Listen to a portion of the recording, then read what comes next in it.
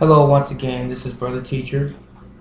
Hi, ladies and gentlemen, and even children who may be watching this channel at this particular time.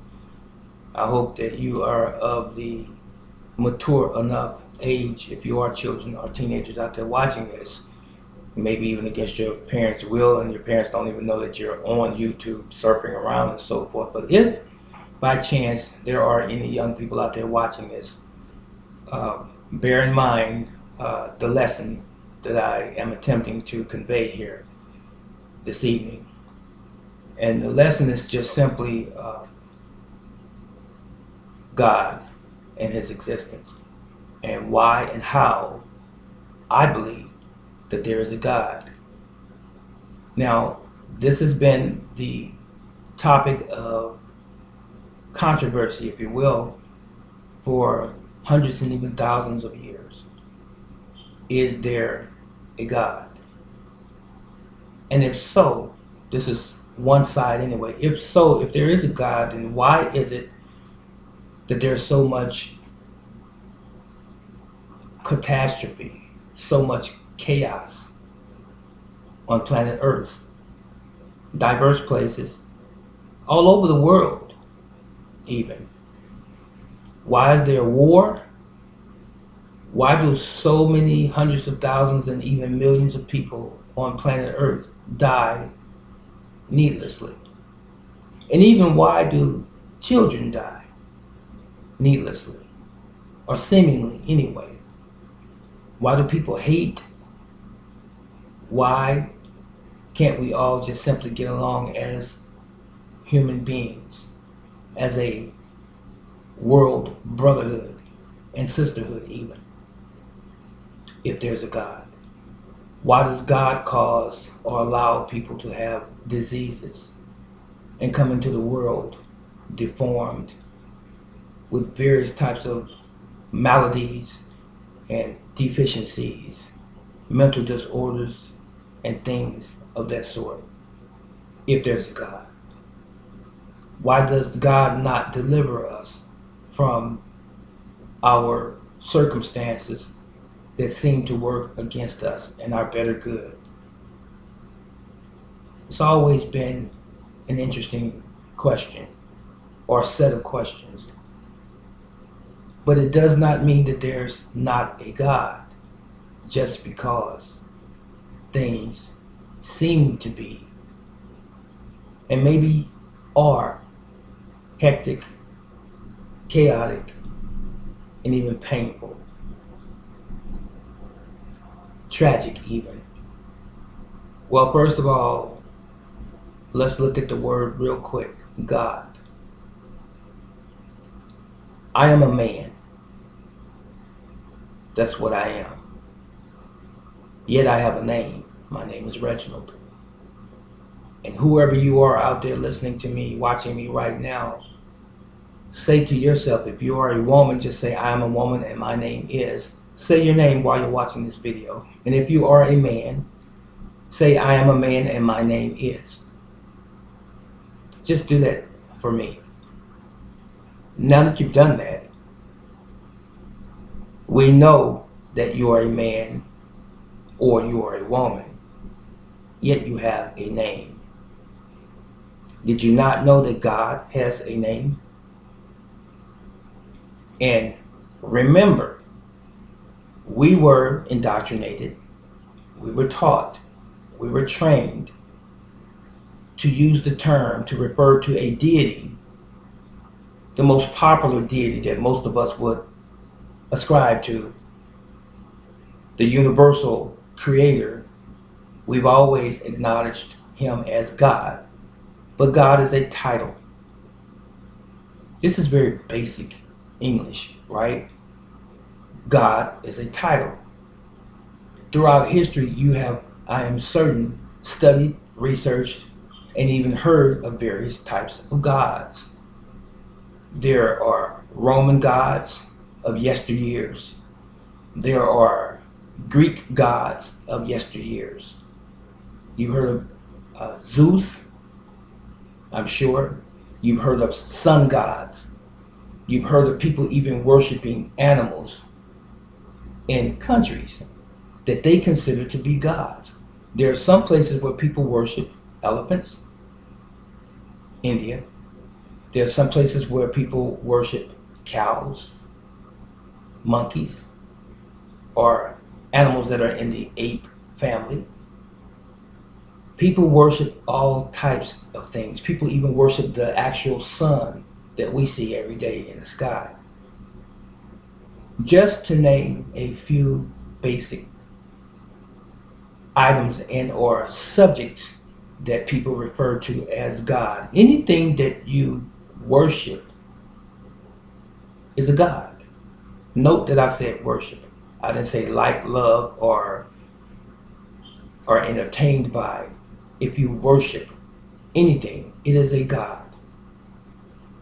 So getting back to the Holy One, the one that most of us refer to as God, what is his name?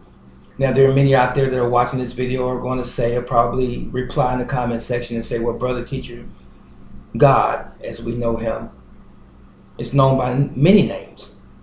This is true. You are absolutely correct. He is known by many names. Note what you said and what I just said. He's known by many names, but God is not one. God is what we refer to the Creator as, but God is still a title. But what God is he? Is he the sun God? No. Is he the earth God? No. Is he the water God? No. Is he the God of the stars? No. Is he the God of thunder? No. He encompasses everything that is, everything that was, and everything that ever will be. That's the God that we are talking about or referring to. And people call him Allah, Jehovah, Emmanuel, Yah, Yahweh, El Shaddai, Adonai, Abba, and so on. And there are many, many, many other name references used to identify the Creator. And there are people who believe that the name that they use or have been exposed to or taught to use is exclusively the Creator's name.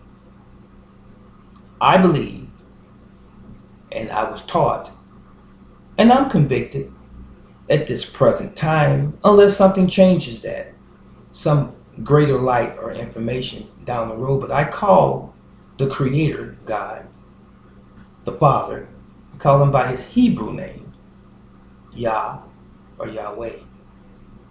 Some people say Yahweh. And the individual, the personage that we refer to as Jesus Christ, I call him by his Hebrew name, Yahshua, Yahshua, God of salvation. That's the Son of God. Now I know there are those out there that are going to say, brother teacher, Jesus, Yeshua, was a prophet. He was a prophet, but he was many other things as well.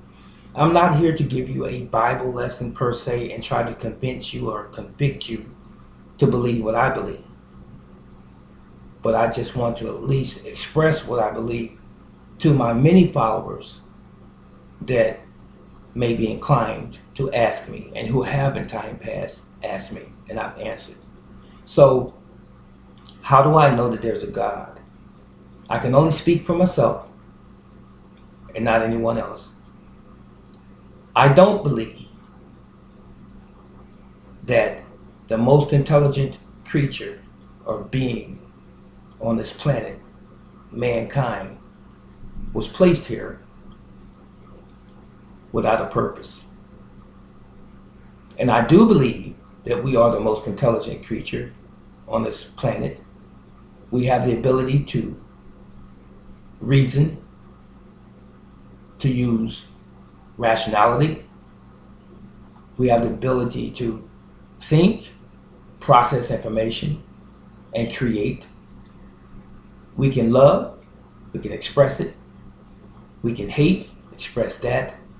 We can even express sadness and disappointment. The human being, mankind, can. And we have the ability to recreate our kind, as do all living things.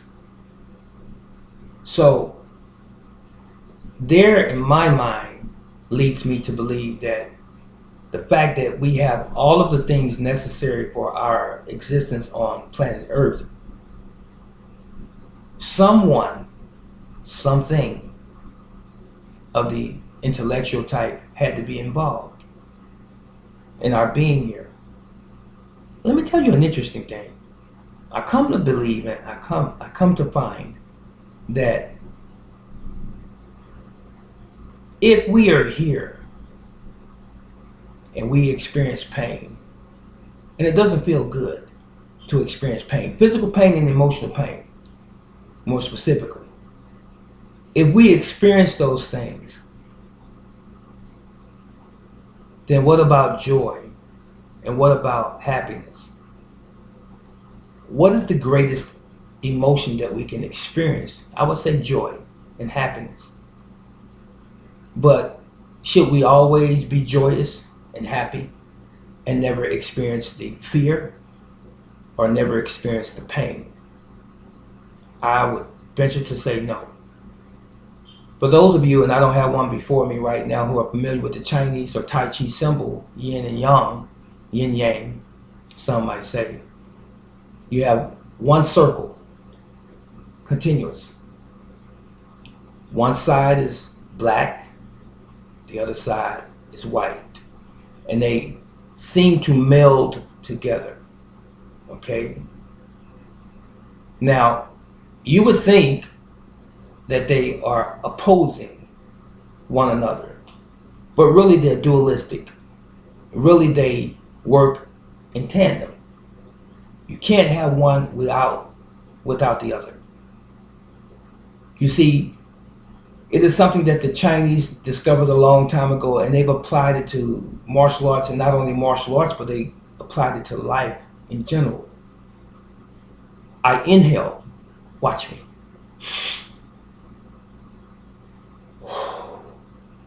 Exhale. Inhale. Exhale.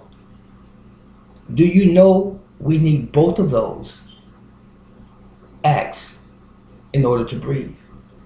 You can't just inhale without exhaling. Did you know that? Now, right here in front of me, I have an ink pen. I'm going to reach out and pick this ink pen up. It's in my hand. Did you not know that I am using my bicep muscle to pick this up? Even if I were to pick up something heavier, this flashlight, this metal flashlight, I'm using my bicep muscle to engage so that I can hold this weight up. But at the same time, my tricep, which is underneath, relaxes. Did you not know that? That's yin and yang. Did you not also know that your heart beats and it rests? It beats and it rests. There's always a resting point when your heart is beating. There's always a space within the beats. Have you thought about it? And did you not also ever consider that blood, fresh blood, comes into your heart,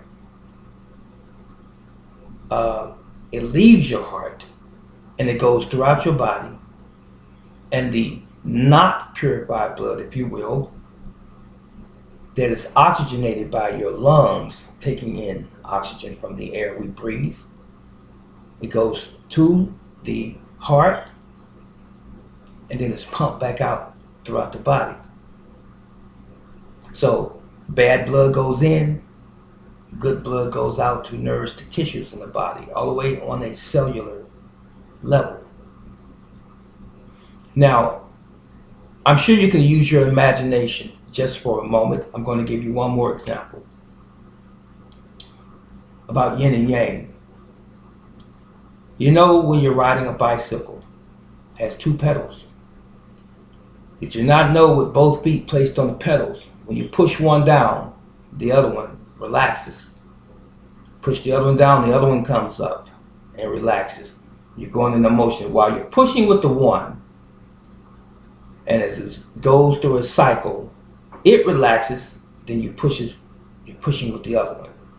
And it's like this: push, relax, push, relax, push, relax, push, relax. When you ride a bike or bicycle, that's yin and yang.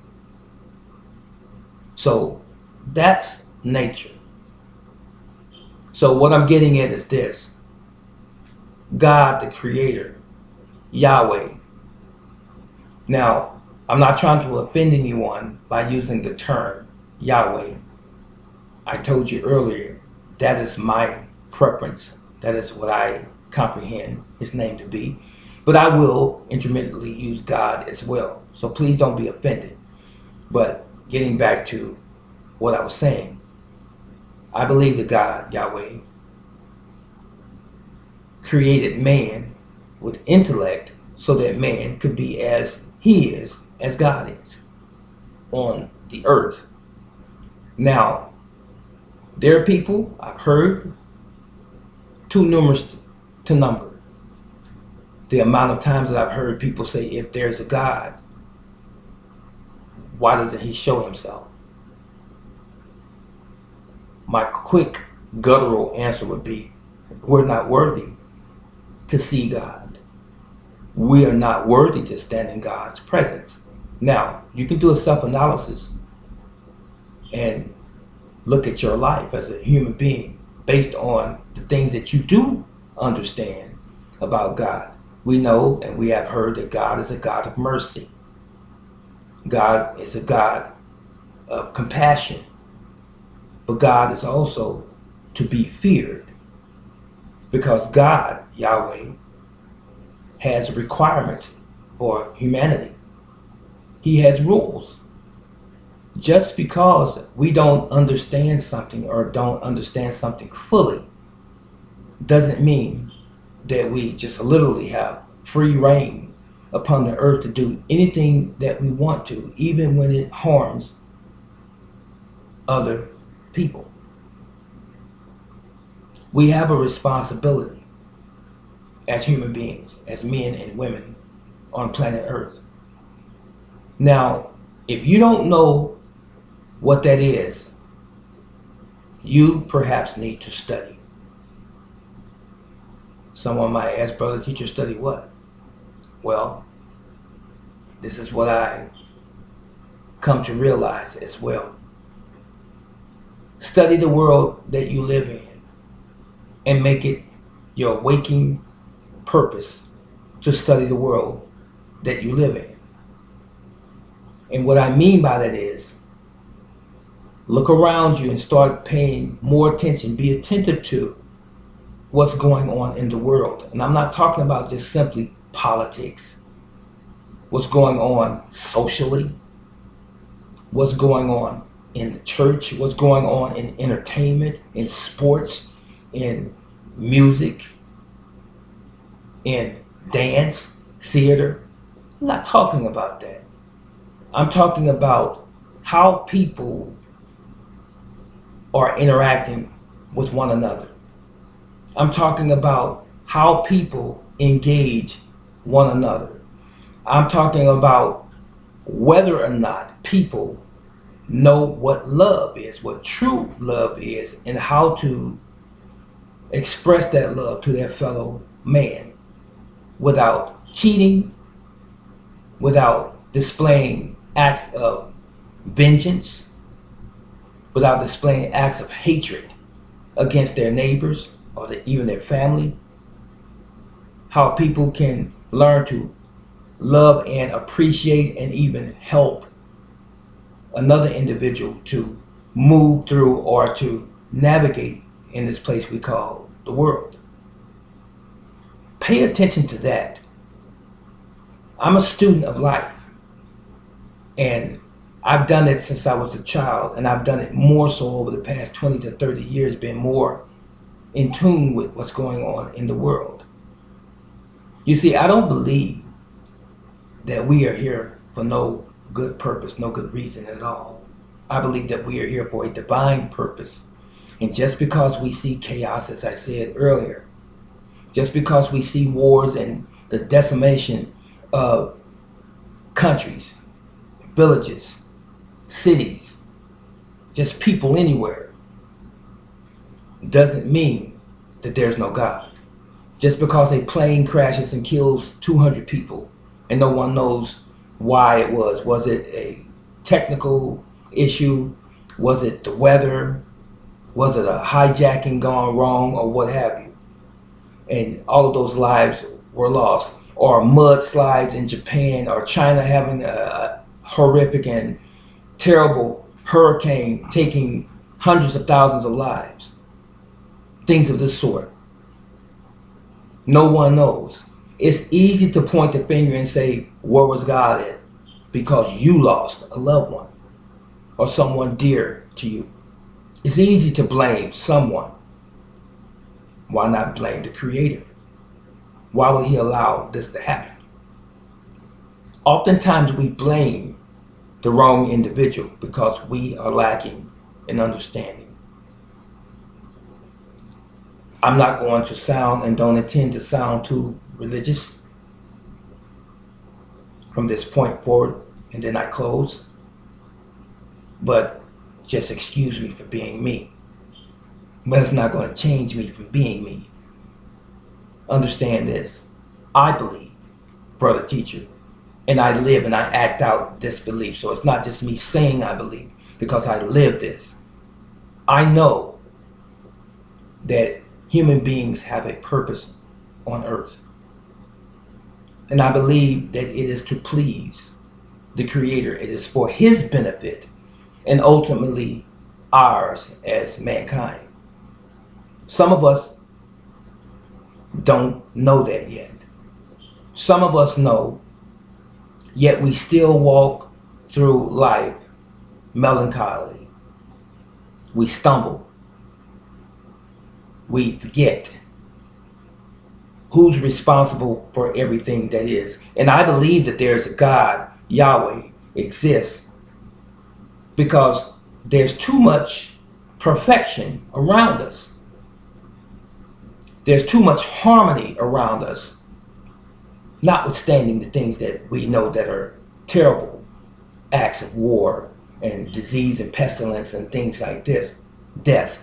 We understand that. But I'm talking about the harmony of the earth. It rotates on an axis. We are exposed to seasons. There's a summer, winter, spring, and fall. Without missing a beat, it comes perfectly on time every single season, every year. It rains when it's appropriate. And after a rain, then the sun peeks out and causes the foliage to plants to spring up and the trees and the flowers to bud again. That's how I know there's a God. It didn't do that by itself. It is amazing to have the ability to think and to make a decision that I'm hungry and let me go get some sustenance or some food to eat. I would have to have a certain amount, you would have to have a certain amount of intellect and even common sense to know to feed yourself, that you might prolong your life. Even though we don't consider eating an act of prolonging our lives, we eat because oftentimes we're gluttonous. We eat oftentimes because we just simply feel like we're hungry. Never really realizing that eating should be a spiritual undertaking. Because if we didn't eat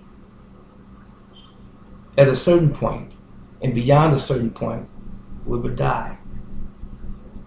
That's how important it is. So that's one thing that lets me know that there's a God. Sometimes it's good to not eat all of the time and take a moment and see your body respond or react to you not eating. It's going to go through a process. Some people call this fasting. But if you intentionally and deliberately say, I'm not going to eat tomorrow, I'm going to read a good book, I'm going to even read the holy book or the Quran, I'm going to get close to the Creator, read something positive, something to allow me to open up my mind and to think about what life is really all about. You see, all of the material things that we amass while we're here on this planet, they'll go away. Someone else will be using them. Someone will acquire those things that you once had, that you held on to as memories, trinkets, memorabilia, memories from your past, an automobile that you used to have when you pass away. It's going to go to someone else. The home that you lived in, someone else will occupy once you go away. So, speaking of going away and passing away or dying, it is one of those things that we are all going to face one day. But here's where the human emotion comes in my mind. What's after death? What's next? When we die, what is next? That's how I know there's a God. You see, I'm afraid. And if you're honest with yourself, you would be afraid as well. Now, I want to say I'm not terrified, but I'm afraid. As a human being sitting here talking to you, I'm afraid. And what am I afraid of? Is to have lived as long as I have on this planet and to lose my life or to die for nothing. You see, we all go through some point in our lives of jubilee, joy, happiness we experience from time to time. And we get angry, we get upset. We're disappointed, as I said before, and we're saddened even. We're even broken down so far to a point of contrition where we feel like we have no hope. But I don't feel that way at this present time as I'm speaking to you, because I believe that there is something on the other side of the grave that is much greater than where we are today. But I believe that this is the training ground. We are here learning. This is the institution for learning how to be a better individual when this life is over. Some of us are doing well at it. Some of us are not doing too well. You see, the scripture says, and I use the King James version of the Bible, the Holy Bible, every good and perfect gift come from above. If it's good and if it's perfect, it comes from Him who made it. And we are supposed to be representative of Him while we're down here. I'm not here to preach, and I'm not trying to step on your toes or anyone's toes. I love you. I'm just simply saying there is a purpose for all of us being here. And it's not just simply to exist. My question to you is, have you found your purpose? And my other question to you, and I might have a few before I close, is, have you found out why you're here? And are you comfortable with your life today? And are you confident enough to say that if I were to die today, if this was my last day on planet Earth, would I be okay? If I have to stand in judgment or in a judgment before the Creator of all that is, and he were to inquire of me as to how my life was on this earthly plane, would I be okay? Could I answer him confidently and say, I did the best I could? Or would I be ashamed that I was the worst individual that I could possibly be, and I treated every man and woman and child that came my way with disgust, with hatred, vitriol? Would we be that individual? So I'm saying to you today, and I'm admonishing you today, consider your life today and try to be the best man, the best woman, the best child, the best brother and sister, the best mother and father, aunt, uncle, grandparent, the best teacher, the best parent that you can possibly be, the best neighbor, the best everything that you can possibly be while you are here and living. We've all heard it, it's cliche. Life is short. It really is. And the scripture says also, boast not thyself of tomorrow, for thou knowest not what a day may bring forth. If you want to rewind this and play it again, feel free to do that, because I want you to embody what I just told you. Boast not thyself of tomorrow, for thou knowest not what a day may bring forth. And what I'm saying in essence to you is this. There's someone who just died, and maybe several someones as I was doing this video. We don't know our time. We have seen people who have been and seemingly been perfectly in good health, who have fallen down as a result of a heart attack, or they've had a stroke that killed them. They seem to be in relatively good health. I'm sure you may have known someone, family member, friend, or just anyone. We've seen people die in major car incidents, crashes. We've seen people die in war. We've seen people choke to death at a restaurant. We've seen people be the wrong individual in the wrong place, and someone has brought a firearm, a gun somewhere in an attempt to kill someone, and they shot an innocent person and killed and or crippled them. Would that be you? Could it be you? They didn't know that that was the last day that they would be on this earth. So I'm doing this video to get you to think. I know that there's a God. And as my mother used to say, he sits high and he looks low. He sits on the universal plane that we call the world, and beyond the world in which we occupy. He's beyond even that.